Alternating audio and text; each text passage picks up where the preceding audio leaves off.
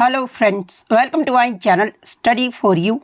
सो guys, जैसा कि आज जो आपका एसएससी एमटीएस का 22 अक्टूबर के फर्स्ट शिफ्ट का एग्ज़ाम हो गया है दोस्तों, जिसका जो है मैं आपको बिल्कुल 100% एक्यूरेट आंसर के साथ जो है इस वीडियो में बताऊंगा।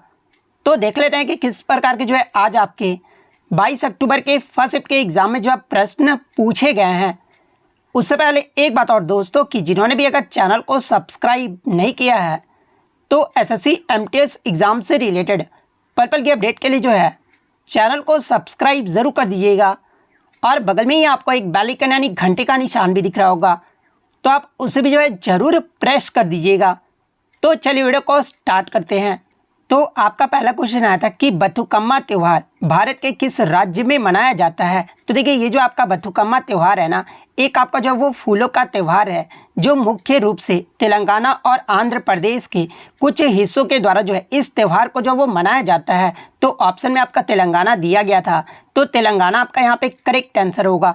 इसके अलावा मैं आपको बता दूं कि ये जो आपका बथुकम्मा त्यौहार है ना, ये आपका दुर्गा नवरात्रि के दिन जो है दुर्गा नवरात्रि के दौरान 9 दिनों का जो है ये आपका त्यौहार जो वो मनाया जाता है। और बथुकम्मा शब्द का अर्थ एग्जाम में पूछा जाता है। तो देखिए, बथुकम्मा शब्द का जो अर्थ होता है ना, ये आपका देवी का जीवन में आना होता है। और तेलंगाना राज्य के अन्य अगर त्यौहार की बात कर ले तो देखिए बोनालू, इसके अलावा समक्का सरलमा जतला, जिसे मेदरम जत्रा के नाम से भी जाना जाता है, तो ये आपके तेलंगाना राज्य के जो है अन्य इंपॉर्टेंट त्यौहार हैं। तो ये फैक्ट भी आपको ध्यान में रखना है। नेक्स्ट आपका यहाँ पर आता है कि अलार्मेल वल्ली किस शास्त्रीय नृत्य से संबंधित है। तो देखिए, अलार्मेल वल्ली की बात कर ले तो ये जो आपका भरतनाट्यम शास्त्रीय नृत्य से संबंधित है। तो भरतनाट्यम आपका करेक्ट आंसर होगा। और भरतनाट्यम जो ये किस राज्य का शास्त्रीय नृत्य है, तो ये आपका तमिलनाडु राज्य का जो है एक शास्त्रीय नृत्य है। इसके अलावा मैं आपको बता दूं कि अलार्मेल वल्ली जी ने जो है 1984 में चेन्नई में जो है दीपशिखा डांस फाउंडेशन की भी स्थापना जो है इन्हीं के द्वारा जो वो किया गया था। इसके अलावा 1991 में अलार्मेल वल्ली जो है वैजंती माला के बाद भारत सरकार से पद्मश्री से सम्मानित होने वाली जो है दूसरी सबसे कम उम्र की जो है वो नर्तकी भी जो वो बनी थी। एग्जाम में अगर पूछा जाए कि आपका पद्मश्री से सम्मानित होने वाली सबसे कम उम्र की नर्तकी कौन रही थी, तो ये आपका वैजंती माला रही थी। और दूसरे स्थान पर जो है ये आपका अलार्मेल वल्ली रही थी। और अलार्मेल वल्ली को जो है ये आपका 1991 में जो है इन्हें पद्मश्री पुरस्कार से जो वो सम्मानित किया गया था। इसके अलावा अलार्मेल वल्ली को जो है 2004 में पद्म भूषण से भी जो वो सम्मानित किया गया था। तो ये पॉइंट भी आप ध्यान में रखिएगा। इसके अलावा नृत्यकों से आपके लगातार प्रश्न पूछे जा रहे हैं। तो देखिए, भरतनाट्यम के अगर कुछ प्रसिद्ध कलाकारों के नाम अगर देख लें, जैसे कि पद्म सुब्रमण्यम, अलार्मेल वल्ली, यामिनी कृष्णमूर्ति, अनीता रत्नम, मृणालिनी साराभाई, मल्लिका साराभाई, मीनाक्षी सुंदरम पिल्लई, सोनल मानसिंह, वैजंती माला, स्वप्न सुंदरी। अब बहुत सारे बच्चे ये बोलेंगे कि सर स्वप्न सुंदरी का संबंध कुचिपुड़ी से है। तो देखिए, मैं आपको बता दूं कि स्वप्न सुंदरी जो ये आपका कुचिपुड़ी से भी संबंधित है और आपका भरतनाट्यम नृत्य से भी संबंधित है। तो ये पॉइंट आप ध्यान में रखिएगा। इसके अलावा रुक्मणी देवी अरुंडेल, सरोजा वैद्यनाथन, आर.के. पद्मनाभन, प्रीति रमा, आर.के. सरना, मालविका सरकार, इसके अलावा चित्रा विश्वेश्वरन, शोभना कालिदास और प्रियदर्शनी गोविंद, इन सभी का जो संबंध है ना, ये आपके भरतनाट्यम नृत्य से है। तो ये सारे फैक्ट जो आपको ध्यान में रखना है। नेक्स्ट आपका यहाँ पर आता है कि उषा बारले को 2023 में उन्हें किस गायन शैली में उनके योगदान के लिए जो है भारत का चौथा सर्वोच्च नागरिक पुरस्कार पद्मश्री अवार्ड से जो वो सम्मानित किया गया था। तो देखिए, उषा बारले को 2023 में जो है इन्हें पंडवानी लोक गायिका के लिए जो है 2023 में पद्मश्री अवार्ड से जो वो सम्मानित किया गया था। तो पंडवानी आपका यहाँ पे करेक्ट आंसर होगा। और देखिए, पंडवानी जो ये किस राज्य का लोक गायिका है, तो ये आपका छत्तीसगढ़ राज्य का जो है ये लोक गायिका है। इसके अलावा पंडवानी लोक गायिका से और कौन कौन संबंधित है, तो देखिए ये तो आपका तीजन बाई के बारे में भी पूछा जाता है। इसके अलावा झाड़ूराम देवांगन और रीतू वर्मा, इसके अलावा शांतिबाई चेलक, इन सभी का भी जो संबंध है ना, ये आपके पंडवानी से है। तो ये फैक्ट भी आप ध्यान में रखिएगा। और देखिए, उषा बारले से संबंधित आपका एक और नाम आपका ध्यान में आता है, तो राधे श्याम बारले के बारे में एग्जाम में भी पूछा जाता है। तो देखिए, ये जो आपके राधे श्याम बारले है ना, ये आपके पंथी फोक डांसर है, यानी पंथी लोक नृत्य से संबंधित है। और ये जो आपका पंथी जो लोक नृत्य है ना, ये भी आपका छत्तीसगढ़ राज्य का जो वो लोक नृत्य है। तो ये फैक्ट भी आपको ध्यान में रखना है। नेक्स्ट आपका यहाँ पर आता है कि हु वाज रिसेंटली यानी April 2023 appointed as the chairman of the national technical research organization, यानी हाल ही में 23 अप्रैल 2023 को जो है राष्ट्रीय तकनीकी अनुसंधान संगठन यानी एनटीआरओ के अध्यक्ष के रूप में जो है ये किसे नियुक्त किया गया है। तो देखिए 2023 में अप्रैल 2023 में एनटीआरओ के अध्यक्ष के रूप में जो है ये आपके अरुण सिन्हा को जो वो नियुक्त किया गया था। तो अरुण सिन्हा आपका यहाँ पे करेक्ट आंसर होगा। इसके अलावा अगर एनटीआरओ की बात कर ले तो ये जो आपका भारत का एक तकनीकी खुफिया एजेंसी है और इसकी जो स्थापना है ना, एनटीआरओ की जो स्थापना है ये आपका वर्ष 2004 में हुआ था और इसका जो मुख्यालय है ये आपका नई दिल्ली भारत में स्थित है। तो ये पॉइंट भी आप ध्यान में रखिएगा। नेक्स्ट आपका यहाँ पर आता है कि which article is related to animal rights, agriculture and animal husbandry, यानी भारतीय संविधान का कौन सा अनुच्छेद जो है कृषि और पशुपालन से जो वो जुड़ा हुआ है। तो देखिए कृषि और पशुपालन से ये जो आपका आर्टिकल 48 है ना ये आपका जुड़ा हुआ है। तो अनुच्छेद 48 आपका यहाँ पे करेक्ट आंसर होगा।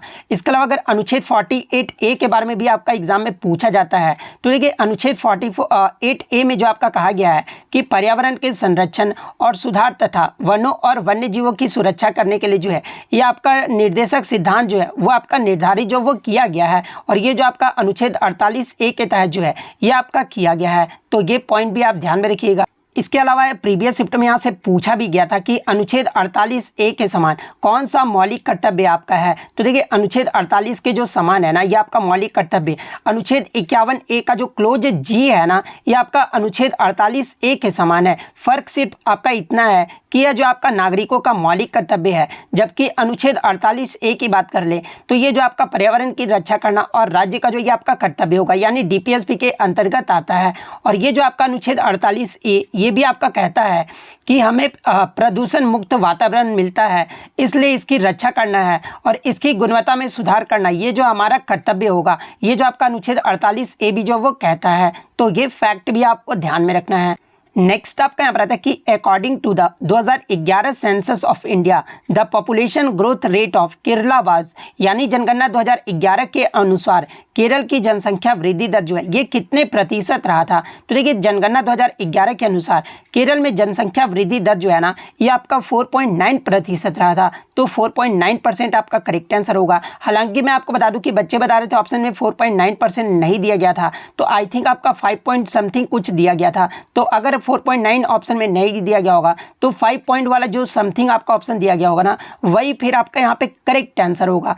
इसके अलावा एग्जाम में यहाँ से एक प्रश्न पूछा जाता है कि 2011 की जनगणना के अनुसार किस राज्य का जनसंख्या वृद्धि दर जो है ये आपका नकारात्मक यानी निगेटिव में जो वो देखने को मिला था। तो देखिए 2011 की जनगणना के अनुसार नागालैंड राज्य एकमात्र ऐसा राज्य है जिसका जनसंख्या वृद्धि दर जो है ये आपका नकारात्मक जो वो रहा था। नागालैंड राज्य का जो जनसंख्या वृद्धि दर है ना ये आपका -0.58% रहा था। तो ये फैक्ट भी आपको ध्यान में रखना है। नेक्स्ट अगर बात कर ले, एक क्वेश्चन आपका यहाँ पर फिर से आया था जनगणना से ही कि आपका जनगणना 2011 के अकॉर्डिंग भारत की कुल जनसंख्या वृद्धि दर जो है ये कितना % रहा था। तो देखिए 2001 से लेकर 2011 तक यानी जो आपका दशकीय जो जनसंख्या वृद्धि दर रहा था ना ये भारत का ये आपका 17.69% रहा था। तो 17.69% आपका करेक्ट आंसर होगा। वहीं अगर आगे की शिफ्ट में आपसे पूछ ले कि सबसे अधिक सर्वाधिक दशकीय वृद्धि दर वाला राज्य कौन सा रहा था, तो देखिए सबसे अधिक जो आपका दशकीय वृद्धि दर रहा था ना ये आपका मेघालय राज्य का रहा था। मेघालय राज्य का जो दशकीय वृद्धि दर है ना ये आपका 27.80% रहा था। तो ये फैक्ट भी आपको ध्यान में रखना है। और मैं आपको बता दूं कि आज आपके जनगणना से जो है 3 प्रश्न जो है वो पूछे गए हैं। एक प्रश्न तो आपका केरल वाला पूछा गया था, एक आपका भारत का जो है जनसंख्या वृद्धि दर जो ये कितना रहा था ये भी आपसे पूछा गया था। नेक्स्ट क्वेश्चन आपका यहाँ पर था कि Em and the Big Hoom पुस्तक किसके द्वारा जो है वो लिखा गया है। तो देखिए Em and the Big Hoom ये जो आपका 2012 में जेरी पिंटो के द्वारा लिखित एक अंग्रेजी भाषा का जो वो उपन्यास है। तो जेरी पिंटो आपका यहाँ पे करेक्ट आंसर होगा। इसके अलावा मैं आपको बता दूं कि इसी उपन्यास के लिए जेरी पिंटो को जो है 2016 में साहित्य अकादमी पुरस्कार से भी जो वो सम्मानित किया गया था। तो ये पॉइंट भी आप ध्यान में रखिएगा। नेक्स्ट आपका यहाँ पर क्वेश्चन आया था कि रानी की वाव ये जो है कहाँ पर स्थित है। तो देखिए रानी की वाव की बात कर ले तो ये आपका गुजरात राज्य के पाटन जिले में स्थित है। तो गुजरात आपका करेक्ट आंसर होगा। और किस नदी के तट पर स्थित है अगर ये पूछ लिया जाए तो ये आपका सरस्वती नदी के तट पर स्थित है। तो ये पॉइंट भी आप ध्यान में रखिएगा। इसके अलावा अगर रानी की वाव की बात कर ले तो ये आपका गुजरात राज्य के पाटन में स्थित प्रसिद्ध बावड़ी, जिसे सीढ़ीदार कुआं भी कहा जाता है, तो ये आपका एक सीढ़ीदार कुआं है और इसका जो निर्माण है ये आपका चालुक्य वंश के शासन के दौरान जो वो हुआ था। और 1980 में भारतीय पुरातत्व सर्वेक्षण ने जो है इसे फिर से जो है वो दोबारा जो वो खोज निकाला था और इसे जो आपका 2014 में यूनेस्को द्वारा विश्व विरासत वर्ग में भी जो है इसे शामिल किया गया था। इसके अलावा मैं आपको बता दूं कि जो आपके 100 रुपये के जो नोट होते हैं ना, नए नोट, उनमें आप जब पीछे देखोगे ना तो रानी की वाव का ही जो वो चित्र अंकित रहता है। एग्जाम में पूछा जाता है कि 100 रुपये के नोट पर आपका जो है किसका चित्र अंकित रहता है, तो ये आपका रानी की वाव का जो चित्र है वो अंकित रहता है। तो ये फैक्ट भी आप ध्यान में रखिएगा। नेक्स्ट क्वेश्चन आपका आ रहा था कि एमके चिदम्बरम स्टेडियम ये जो आपका कहाँ पर स्थित है। तो देखिए एमके चिदम्बरम स्टेडियम की बात कर ले तो ये आपका तमिलनाडु राज्य के चेन्नई शहर में स्थित है, जो कि आपका एक क्रिकेट का मैदान है और इस स्टेडियम को जो है ये आपका चेपॉक के नाम से भी जो वो जाना जाता है। और ये जो आपका आईपीएल टीम जो है ना, चेन्नई सुपर किंग्स, इसका जो ये आपका घरेलू मैदान भी है। तो तमिलनाडु आपका यहाँ पे करेक्ट आंसर होगा। और देखिए इसके बारे में मैंने आपको पहले भी बता दिया था जब एग्जाम में पूछा गया था कि आईपीएल 2024 का जो फाइनल मैच है ये किस स्टेडियम में खेला गया था। तो देखिए आईपीएल 2024 का जो फाइनल मैच है ना ये आपका एमके चिदम्बरम स्टेडियम में ही जो वो खेला गया था। तो ये फैक्ट भी आप ध्यान में रखिएगा। और किस टीम के खिलाफ खेला गया था आईपीएल 2024 का फाइनल मैच, तो ये आपका सनराइजर्स हैदराबाद और केकेआर यानी कोलकाता नाइट राइडर्स के मध्य जो वो खेला गया था, जिसमें जो आपका विजेता रहा था ये आपका केकेआर जो है इसका जो वो विजेता रहा था। तो ये पॉइंट भी आप ध्यान में रखिएगा। नेक्स्ट क्वेश्चन आपका यहाँ पर आया था काल बैसाखी को किस राज्य में जो है बारडो इसिला के नाम से जो वो जाना जाता है। तो देखिए काल बैसाखी ये जो आपका पश्चिम बंगाल का जो है एक आपका तूफान है और इसे आपका बारडो इसिला के नाम से जो है ये आपका असम राज्य में जो वो जाना जाता है। तो असम आपका यहाँ पे करेक्ट आंसर होगा। नेक्स्ट आपका यहाँ पर आता है कि when was the first women's ODI cup Asia cup के बारे में पूछा गया था हेल्ड इन इंडिया, यानी महिला एशिया कप क्रिकेट टूर्नामेंट जो है पहली बार भारत में कब आयोजित किया गया था। तो देखिए महिला एशिया कप क्रिकेट टूर्नामेंट पहली बार भारत में जो है ये आपका 2006 में जो है ये आपका आयोजित किया गया था। तो 2006 आपका यहाँ पे करेक्ट आंसर होगा। वहीं अगर एग्जाम में पूछा जाए कि पहला महिला एशिया कप क्रिकेट टूर्नामेंट ये जो है कब आयोजित किया गया था, तो ये आपका 2004 में आयोजित किया गया था। और किस देश में आयोजित किया गया था, तो ये आपका श्रीलंका देश में आयोजित किया गया था। इसके अलावा मैं आपको बता दूं कि जो आपका 2024 का जो आपका हुआ था ये कहाँ पर आयोजित किया गया था। तो देखिए 2024 का जो महिला एशिया कप है ना ये आपका श्रीलंका देश में ही आयोजित किया गया था और इसका जो विजेता टीम रहा था वो भी आपका श्रीलंका रहा था। श्रीलंका ने फाइनल मैच में जो है 2024 में ये जो है भारत टीम को जो वो हरा दिया था। तो ये फैक्ट भी आपको ध्यान में रखना है। तो ये तो हो गया आपका महिला एशिया कप के बारे में। अब हम लोग आ जाते हैं आईसीसी महिला क्रिकेट विश्व कप के बारे में पूछा जाए तो ये जो आपका अगला जो संस्करण होगा ना वो आपका 2025 में ये आपका 13वां संस्करण होगा और ये जो आपका भारत देश में जो वो आयोजित किया जाएगा। अगर एग्जाम में पूछा जाए कि भारत के द्वारा अगर पहली महिला क्रिकेट विश्व कप ये जो कब आयोजित किया गया था, वो तो आपका एशिया कप के बारे में पूछा गया था। अगर पहली महिला क्रिकेट विश्व कप के बारे में पूछा जाए तो ये आपका 1978 में जो है वो आयोजित किया गया था। इसके बाद आपका 1997 में आयोजित किया गया था भारत में। इसके बाद आपका 2013 में जो है ये आपका आयोजित किया गया था और चौथी बार जो है ये आपका 2025 में जो है भारत में आयोजित किया जाएगा। इसके अलावा मैं आपको बता दूं कि अब तक सबसे ज़्यादा जो सफल टीम रहा है ना ये आपका ऑस्ट्रेलिया जो वो सफल टीम जो वो रहा है। इसके अलावा एग्जाम में अगर पूछा जाए कि 2024 का जो आपका महिला T20 विश्व कप हुआ है ना इसका विजेता टीम कौन रहा है, तो ये आपका न्यूजीलैंड देश रहा है। फाइनल में न्यूजीलैंड देश ने जो है किसे हराया था, तो ये आपके साउथ अफ्रीका की वुमेन्स टीम को जो है ये न्यूजीलैंड देश ने जो वो हराया था। तो ये पॉइंट भी आप ध्यान में रखिएगा। और ये जो आपका 2024 का जो महिला T20 विश्व कप ये कहाँ पर आयोजित किया गया था, तो ये आपका जो है UAE में जो है ये आपका आयोजित किया गया। वहीं अगर एग्जाम में आपसे पूछ ले कि आईसीसी महिला ओडीआई क्रिकेट विश्व कप ये जो है पहली बार कब आयोजित किया गया था, तो ये आपका वर्ष 1973 में जो है ये आपका इंग्लैंड में आयोजित किया गया था। तो ये फैक्ट भी आप ध्यान में रखिएगा। वहीं T20 विश्व कप का पहला संस्करण अगर पूछा जाए कब आयोजित किया गया था, तो ये आपका 2009 में जो है ये आपका इंग्लैंड देश में ही जो है वो आयोजित किया गया था। और पहला जो टूर्नामेंट 1973 में हुआ था इसका भी जो विजेता टीम रहा था ये आपका इंग्लैंड देश ही रहा था। वहीं अगर बात कर ले अब तो ये सब आपका महिलाओं का हो गया। वहीं अगर पुरुषों का पूछ ले कि पुरुषों का पहला जो विश्व कप है ना ओडीआई का, ये जो है किस वर्ष में आयोजित किया गया था, तो ये आपका 1975 में जो है ये आपका इंग्लैंड में आयोजित किया गया था। और 1975 में इंग्लैंड में जो आयोजित किया गया था ना, इसका जो विजेता टीम रहा था ये आपका वेस्ट इंडीज देश रहा था। तो ये फैक्ट भी आपको ध्यान में रखना है। नेक्स्ट आपका यहाँ पर आता है कि भारत के प्रधानमंत्री के पास किस प्रकार का जो वो पावर होता है। तो देखिए भारत के प्राइम मिनिस्टर के पास जो है India is the head of the executive branch of the government, यानी भारत के प्रधानमंत्री जो है ये सरकार के कार्यकारी शाखा का जो वो प्रमुख होते हैं। तो ऑप्शन में आपका head of the executive branch जो वो दिया गया था, तो head of the executive branch आपका करेक्ट आंसर होगा। इसके अलावा मैं आपको बता दूं कि भारत में संघीय कार्यपालिका का प्रमुख ये जो है कौन होते हैं। तो देखिए भारत में संघीय कार्यपालिका का जो प्रमुख होते हैं ना, ये आपके भारत के राष्ट्रपति होते हैं। और किस अनुच्छेद में ये बात आपका कहा गया है, तो अनुच्छेद 53 के क्लोज 1 में जो आपका ये बात जो वो कहा गया है। वहीं अगर राज्य के कार्यपालिका में जो है मुख्यमंत्री और राज्यपाल जो ये आपके नेतृत्व जो वो होते हैं, तो ये फैक्ट भी आप ध्यान में रखिएगा। नेक्स्ट आपका क्वेश्चन आया था कि what is the percentage share of agriculture workers in India as per census 2011, यानी 2011 की जनगणना के अनुसार भारत में कृषि श्रमिकों का जो है ये आपका प्रतिशत जो वो पूछा गया था। तो देखिए 2011 की जनगणना के अनुसार भारत में कृषि श्रमिकों का जो प्रतिशत रहा था ना, ये आपका 54.6% रहा था, यानी देश के कुल कार्यबल में 54.6 लोग जो है ना ये कृषि गतिविधियों में जो वो लगे हुए थे। तो 54.6% आपका करेक्ट आंसर होगा। एक क्वेश्चन आपसे पूछा गया था कि भारत ने राष्ट्रीय हरित हाइड्रोजन मिशन के तहत कितने वर्ष तक जो है हरित हाइड्रोजन बनाने का जो वो लक्ष्य रखा है। तो देखिए भारत जो आपका हाइड्रोजन मिशन है ना, हरित हाइड्रोजन मिशन, ये आपका 4 जनवरी 2023 को जो वो शुरू किया गया था। और इस मिशन के तहत जो है वर्ष 2030 तक जो है ये आपके हर साल 5 मिलियन टन हरित हाइड्रोजन बनाने का जो है वो आपका लक्ष्य जो वो रखा गया है। तो वर्ष 2030 आपका करेक्ट आंसर होगा।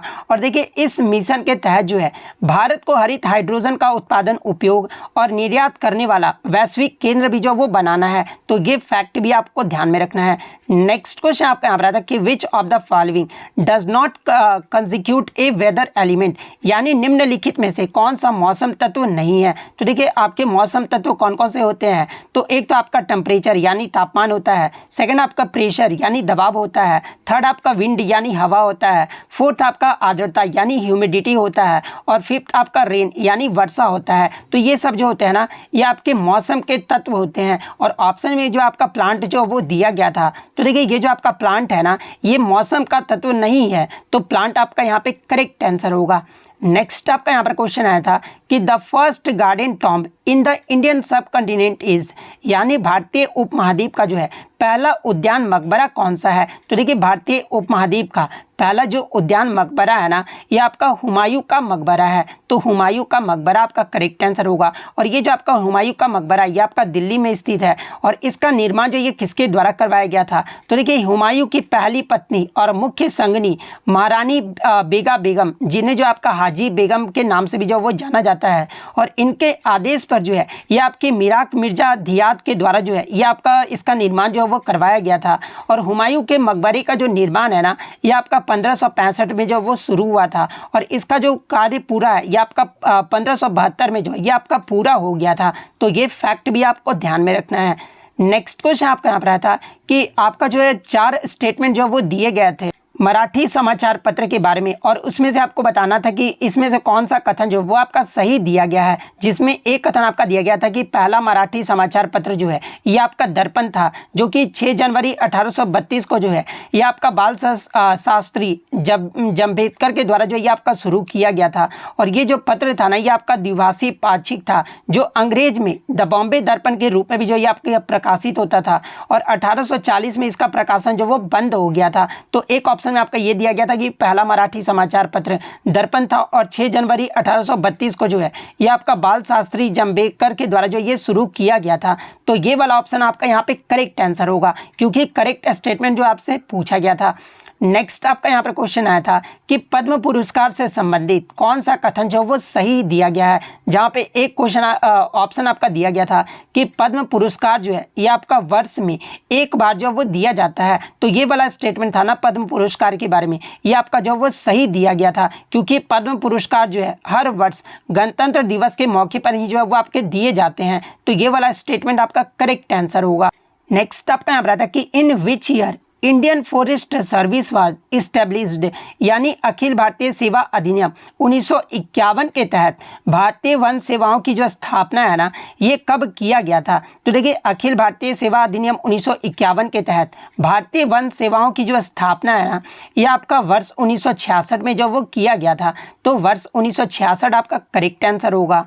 एक क्वेश्चन आपका यहाँ पर आता है कि अंडे के सफ़ेद भाग को जो है ये आपका एल्बुमिन कहते हैं, अंडे के सफ़ेद भाग के बारे में पूछा गया था। तो देखिए अंडे के सफ़ेद भाग को जो है ना ये आपका एल्बुमिन जो है वो कहते हैं। और अंडे के छिलके अंदर जर्दी के चारों ओर आपका जो मौजूद होता है ना, ये आपका पारदर्शी जिलेटिन्स पदार्थ जो है ये आपका होता है। और इसे आपका मुख्य रूप से जो है पानी और प्रोटीन और ख़ास तौर पर जो है ये आपका एल्बुमिन जो है वो होता है। तो ऑप्शन में शायद आपका एल्बुमिन जो है वो दिया गया था, तो एल्बुमिन आपका यहाँ पे करेक्ट आंसर होगा। नेक्स्ट आपका यहाँ पर आता है कि which one of the following is not a revenue receipt, यानी इनमें से कौन सा जो है आपका राजस्व प्राप्ति नहीं है। तो एक ऑप्शन में आपका दिया गया था कि the loan received by the world bank, यानी विश्व बैंक द्वारा प्राप्त ऋण जो है ये आपका जो है राजस्व प्राप्ति नहीं है। तो ये वाला ऑप्शन जो दिया गया था ना वो आपका यहाँ पे करेक्ट आंसर होगा।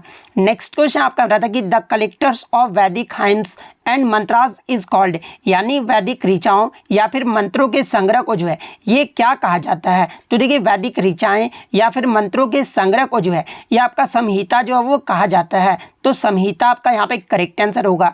इसके अलावा मैं आपको बता दूं कि आपके 4 प्रकार के वेद हैं, और वो 4 प्रकार के वेद कौन कौन से हैं। तो पहला आपका ऋग्वेद है, जो कि आपका चारों वेदों में से जो है आपका सबसे बड़ा और सबसे पुराना भी है। उसके बाद आपका यजुर्वेद है, जो कि आपका यजुर्वेद है ना ये आपका अनुष्ठानों से संबंधित है। थर्ड आपका सामवेद है, इसके कई छंद ऋग्वेद से जो वो लिए गए हैं। वहीं अगर अथर्ववेद की बात कर ले तो इसमें जो ऋग्वेद के छंद है ना वो आपके शामिल है। तो ये सारे फैक्ट जो आपको ध्यान में रखना है। नेक्स्ट क्वेश्चन आपका आ रहा था कि what is used in both alcohol production and bread making in alcohol production, यानी आपका जो है शराब के उत्पादन में और रोटी बनाने के लिए जो है किसका उपयोग जो है वो किया जाता है। तो देखिए शराब उत्पादन में और रोटी बनाने के लिए जो है ये आपका ईस्ट यानी खमीर का प्रयोग जो है वो किया जाता है, यानी खमीर का इस्तेमाल जो है वो किया जाता है। तो ईस्ट आपका यहाँ पे करेक्ट आंसर होगा। वहीं अगर आपसे प्रक्रिया पूछ ले कि किस प्रक्रिया के द्वारा जो है आपका बनाया जाता है, तो ये आपका किण्वन प्रक्रिया के द्वारा जो वो बनाया जाता है। तो ये फैक्ट भी आपको ध्यान में रखना है। नेक्स्ट अगर हम लोग इंग्लिश की बात कर रहे हैं तो इंग्लिश में जो है आपका ब्लोइंग का जो है करेक्ट स्पेलिंग आया था। तो देखिए ब्लोइंग का जो करेक्ट स्पेलिंग होता है ना ये आपका BLOWING होता है। तो ब्लोइंग इस प्रकार से जिन्होंने भी ऑप्शन पे चूज़ किया होगा उनका यहाँ पे करेक्ट आंसर होगा। नेक्स्ट आपका जो है प्रोक्रेस्टिनेट का जो है आपका करेक्ट स्पेलिंग पूछा गया था। तो देखिए प्रोक्रेस्टिनेट का जो करेक्ट स्पेलिंग होता है ना ये आपका PROCRASTINAT होता है। तो इस प्रकार से जिन्होंने भी ऑप्शन चूज किया होगा उनका यहाँ पे करेक्ट आंसर होगा। इसके अलावा एक और आपका करेक्ट स्पेलिंग से आया था जो कि आपका ओकेजन से आया था। तो देखिए ओकेजन का जो करेक्ट स्पेलिंग होता है ना वो आपका OCCASION होता है। तो इस प्रकार से जिन्होंने भी ऑप्शन चूज किया होगा उनका यहाँ पे करेक्ट आंसर होगा। इसके अलावा अगर एंटोनिम की बात कर ले तो देखिए कैलस का जो एंटोनिम पूछा गया था। इसके अलावा सबमिसिव का जो है आपसे एंटोनिम जो वो पूछा गया था। नेक्स्ट अगर हम लोग ईडियम की बात कर ले तो ईडियम में जो है आपका let the cat out of the bag, इसका जो है ईडियम जो वो पूछा गया था। तो देखिए let the cat out of the bag का मतलब क्या होता है। तो accidentally revealing information that you were are not supposed to reveal, यानी अगर बात करें तो ऐसी जानकारी गलती से ऐसी जानकारी प्रकट हो जाना जिसे आप प्रकट नहीं करना चाहते हैं। यानी अगर इसके अगर let the cat out of the bag इसका अगर ईडियम की बात कर लें to disclose a secret option में आपका दिया गया होगा। तो टू डिस्क्लोज ए सीक्रेट आपका यहाँ पे करेक्ट आंसर होगा। तो इतने क्वेश्चन जो है आज मुझे बच्चों के द्वारा मिले जो कि 100% रियल और ऑथेंटिक है। तो अगर वीडियो अच्छी लगी हो तो वीडियो को जो है लाइक ज़रूर कर दीजिएगा और इसी तरह रियल एनालिसिस पाने के लिए जो है चैनल को सब्सक्राइब ज़रूर कर दीजिएगा। तो मिलते हैं नेक्स्ट वीडियो में, तब तक thank you, all the best.